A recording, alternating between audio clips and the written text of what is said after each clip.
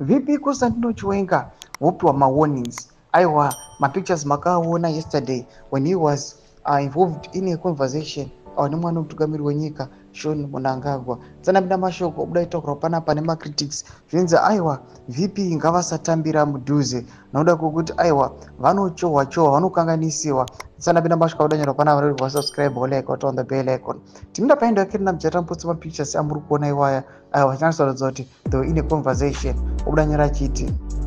mwana wenyoka inyoka usatambe nemhandu to hell with your propaganda fake kneeling smile and respect tiri kukuzivai varoi vekwa Mnangagwa mukanya musa mhorese varoi ivava munourayiwa nehandshake vakomana ziso pamvura apo inga maiti munoda kusveredza Chiwenga mangodi kumusvereredza Zimbabwe remember mwana wenyoka inyoka inoda kurohwa musoro makure sevabereki makure emakure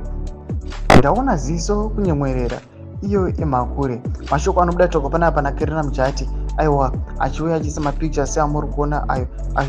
Constantino Chiwenga nemibhalo ari kumasure zvake aiwa ari pasaidi akadongorera achitarisa aiwa zvanga zvichiitika achitaura panapa naShoni Mnangagwa mashoko anobuda toko panapa achipawo mawarnings ona VP Constantino Chiwenga zvinzi aiwa chenjerai munokwanisa kutongoendeswa aiwa even nehandshake chaiyo mashoko anobuda achitaurawo panapa aiwa nakirina mujati achikomenda pamusoro aiwa pekuonekwa kwakaitwa VP Constantino Chiwenga vachitaura one of ED Mnangagwa's sons.